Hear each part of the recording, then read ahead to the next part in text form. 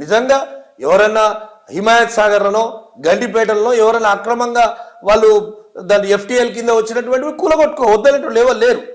నాగార్జున కూలగొట్టుకో వద్దనది లేరు. కానీ పేద ప్రజలను పర్మిషన్లు ఇచ్చింది కాంగ్రెస్ ప్రభుత్వం, అన్ని అనుమతులు ఇచ్చింది కాంగ్రెస్ ప్రభుత్వం. ఇవాళ నేను పేదల ఇండ్లు కూలగొట్టి ఛిద్రం చేస్తా అని చెప్పండి. ఎక్కడి అసలు ఇది ప్రభుత్వమే అనిపిస్తుందా కనీసం? సో ఇప్పుడు కాంగ్రెస్ పాలన బాలేదు అంటారు.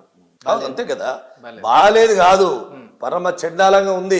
తెలంగాణ ఇవాళ మళ్ళీ ఒక 20 ఏళ్ళు వెనక్కిపోయింది. 20 ఏళ్ళు వెనక్కిపోయింది. ఏమో మీ 10 ఏళ్ల పాలన వల్ల 40 ఏళ్ళు అంటే మీరు 20 ఏళ్ళు వెనక్కిపోయింది. ఒక ఏడాది పాలననే 20 ఏళ్ళు వెనక్కిపోయింది. అసలు ఇంకొక 6 నెలలు అయిపోతే ఛిద్రమయ్యే పరిస్థితి వచ్చింది. ఒక్కరు కూడా ఆర్థిక పరిస్థితులు చాలా సన్నగిలిపోయినాయి. అసలు తెలంగాణకు వచ్చి ఎవడన్నా పెట్టుబడి పెట్టే పరిస్థితి లేదు. అసలు తెలంగాణలో ప్రతి ఒక్క రాష్ట్రం నుంచి వచ్చి పెట్టుబడి పెట్టేది.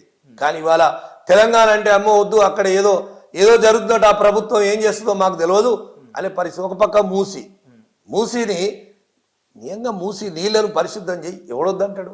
మంచిగానే చేస్తున్నారు మరి. ఏది నీళ్లను పరిశుభ్రం చేస్తే సుందరీకరణ చేస్తే ఎవడొద్దంటలేడు. ఆయన చేస్తా అన్నది ఏంది? ఎక్కడో ఉన్నటువంటి కంపెనీలను తీసుకొచ్చి వాళ్లకు భాగస్వాములను చేసుకొని మూసీ ప్రజలందరినీ కూడా ఎల్లగొట్టి నేను దాని పక్కన ఏదోనో పెద్ద పెద్ద కంపెనీలు కడతా అంటాడు. అది సాధ్యమయ్యేదేనా? అయ్యేదా?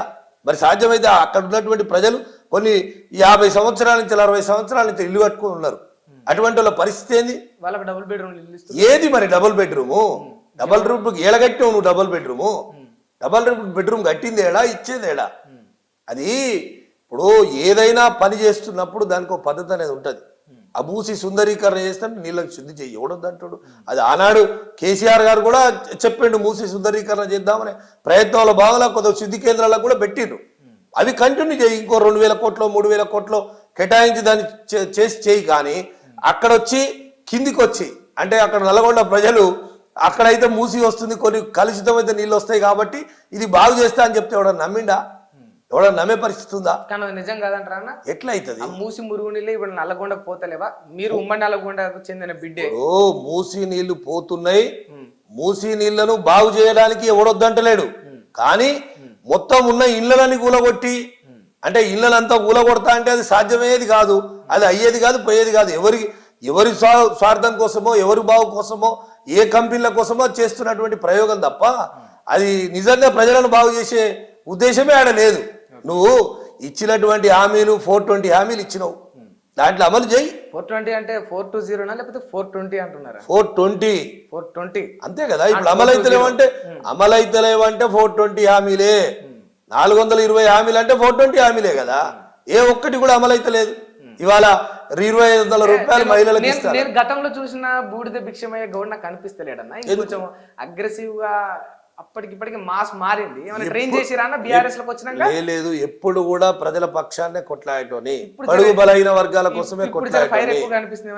లేదు అంతకన్నా ఎక్కువ ఉండాలి భిక్షమయ్య మన బీఆర్ఎస్ పార్టీలో చెప్పి.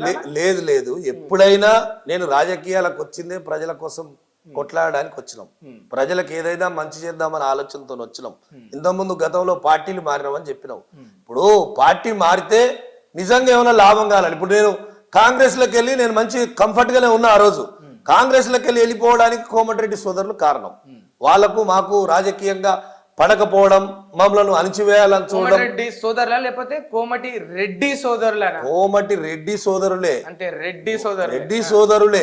కోమటి రెడ్డి సోదరులు వాళ్ళిద్దరు వల్ల మాకు రాజకీయంగా అక్కడ పడలేదంటే మమ్మల్ని చిన్న చూపు చూడడం, అసలు బీసీలు అనే దాని మీద ఒక భావన ఉండటం.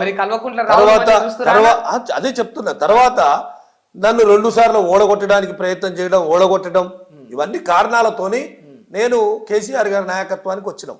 వస్తే నాకు కేసీఆర్ గారు రాగానే నాకేమన్నా మాట చెప్పండి అన్న. ఏమన్నారు? బీసీలు గనక కోమటి రెడ్డిలు ఓడగొట్టే ప్రయత్నం చేసిరా? నన్ను 2 సార్లు ఓడగొట్టిరు. ఎందుకు ఓడగొట్టిరు? బీసీ అని. తర్వాత చెప్తా. 2 సార్లు బీసీలను అందరు ఓడగొట్టరా తెలియదు. నేను ఎందుకంటే బీసీల పక్షాన గట్టిగా కొట్లాడతాడు, రేపు బీసీలలో ఏకు మేకైతాడు నాకు అనే దాని మీద వాళ్ళు నన్ను ఓడగొట్టడానికి ప్రయత్నం చేసి మరి అక్కడ ఇంకో బీసీని లేపిండ్రు, మరి రేపు ఆయన కాడని గ్యారెంటీ లేదు. అది అక్కడ ఉన్నటువంటి బీసీ చేస్తున్నటువంటి ప్రయత్నం, దాన్ని నేను చెప్పను, ప్రజలు చెప్తారు, దాని గురించి నేను కామెంట్ చేయను. ఎందుకంటే నన్ను ప్రత్యక్షంగా మీకు తెలియదు అన్న, మీ కింద పెరిగినోడే, మీ తమ్ముడు లాంటోడే, మీతో కలిసి ఒక పార్టీలో పనిచేసినోడే. మేబీ నాతో కలిసి పనిచేయడం ఏంది, నేను మండల పార్టీగా పనిచేసిండు, దాంట్లో అనుమానం లేదు, నా దగ్గరనే పనిచేసిండు, దాని గురించి నేను అంటలేను. వాళ్ళ అభిప్రాయాలు ఎట్టున్నాయో వాళ్ళకు ఏం టర్మ్స్ ఉన్నాయో నాకు తెలియదు. కానీ నేను 2 సార్లు నన్ను ఓడగొట్టడానికి ప్రయత్నం చేశారు కాబట్టి నేను అక్కడ వాళ్లకు టికెట్, భువనగిరి టికెట్, నల్గొండ జిల్లాలో ఉన్నా, నేను భువనగిరికి ఎందుకు వస్తాడు అనే దాని మీద నేను పార్టీ మారినా. ఇప్పుడు నువ్వు అన్నావు పార్టీ మారినావు కదా, ఎట్లా ప్రజలు నమ్మరా అంటే, నాకు బీఆర్ఎస్ లో పోగానే నాకేమైనా పదవి ఇచ్చిర్రా? తర్వాత బీఆర్ఎస్ నుంచి నేను అంటే నాకు అక్కడ పని లేదు, అప్పుడు స్థానిక ఎమ్మెల్యేలు వీళ్ళందరూ ఉన్నారు, నాకు పని లేదు కాబట్టి నేను ప్రజల కోసం పనిచేయాలని నిర్ణయించుకున్నాను. నేను రాజకీయాలకు వచ్చిందే దేనికోసమో రాలే, అంటే ఏదైనా ప్రజలకు మంచి చేయాలనే అవకాశం ఉంటదేమో అని చెప్పొచ్చినాం. అక్కడ నాకు ఏం పని లేదు, ఏం చేయడానికి కూడా ప్రజలతో తిరగాలన్నా కానీ అంత చుట్టూ ఎమ్మెల్యేలే ఉంది కాబట్టి నాకు అవకాశమే లేదు. అవకాశం లేనప్పుడు ఎందుకు, మన నిజంగా మనం వచ్చింది దేనికి, ప్రజల కోసం పనిచేయాలని వచ్చినాం. కాబట్టి ప్రజల కోసం పనిచేయాలనుకున్నప్పుడు ఏదో ఒక పార్టీలో అని చెప్పి నేను అప్పుడు బీజేపీలోకి పోయిన తర్వాత దాంట్లో నాకు బీజేపీలో పోగానే నాకేమైనా పథకాలు ఇవ్వలేదు, లేకుంటే దాంట్లో ఏమైనా పదవులు ఇవ్వలేదు. అక్కడ కూడా ప్రజల కోసమే పనిచేద్దామని పోయినాం.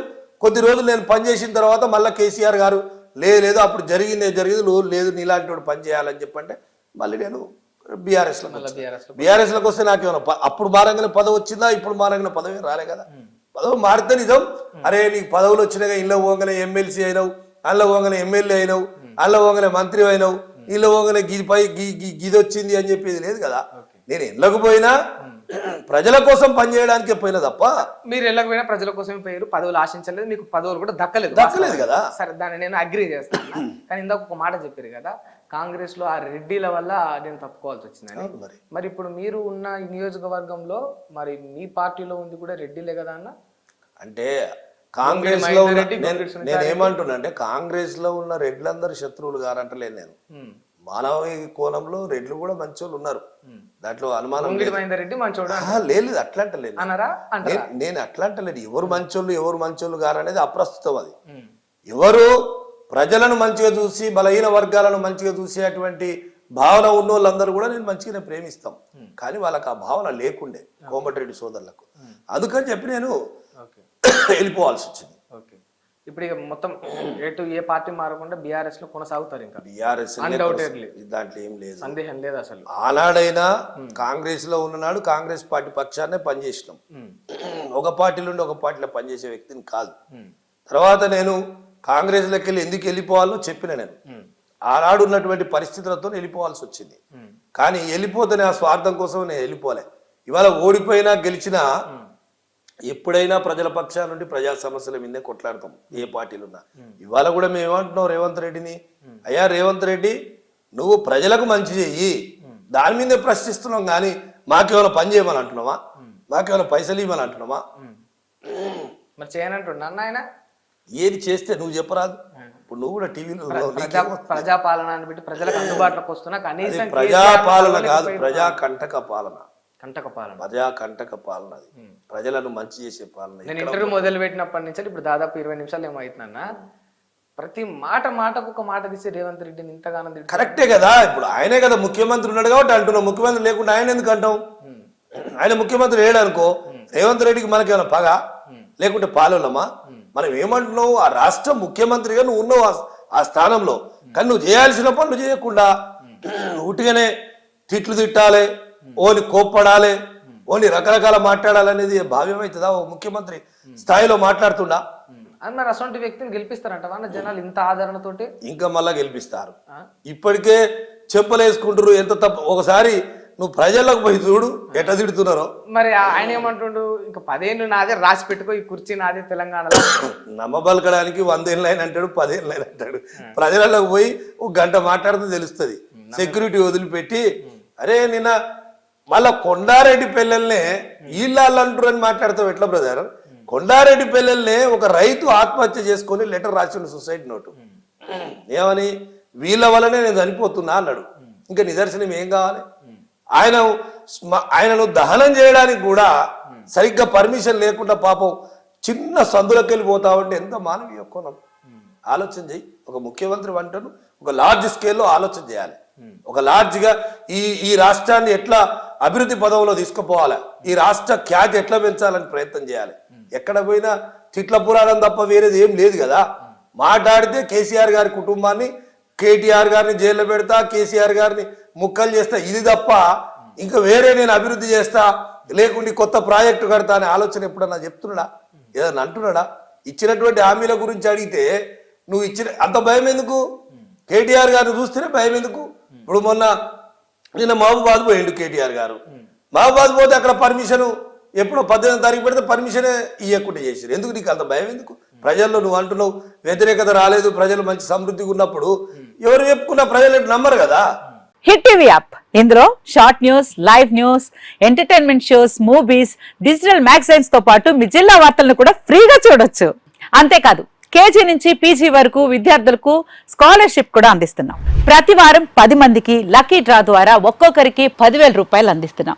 ఇంకెందుకు ఆలస్యం, వెంటనే హిట్ టీవీ యాప్ ని డౌన్లోడ్ చేసుకుని ఫ్రీగా ఎంటర్టైన్మెంట్ పొందండి. Hit TV app. Hit TV app. Please download hit TV app. Hit TV app ని ఫ్రీగా డౌన్లోడ్ చేసుకొని ఎంజాయ్ చేయండి. మీకు నచ్చిన ఎంటర్టైన్మెంట్ కోసం హిట్ టీవీ యాప్ ని ఫ్రీగా డౌన్లోడ్ చేసుకొని ఎంజాయ్ చేయండి. హిట్ టీవీ యాప్ ని డౌన్లోడ్ చేసుకుని ఆస్వాదించండి, ఆశీర్వదించండి. ఇంతమంది సెలబ్రిటీలు హిట్ టీవీ యాప్ ని డౌన్లోడ్ చేసుకోండి అని చెప్తున్నారంటే ఎంత మంచి యాప్ ఆలోచించండి.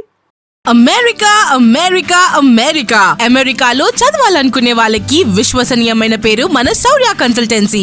UK లో 1 year masters. UK లో 1 year masters. 2 years work permit up to 5 years visa. Contact Saurya Consultancy. Contact 89851 89851.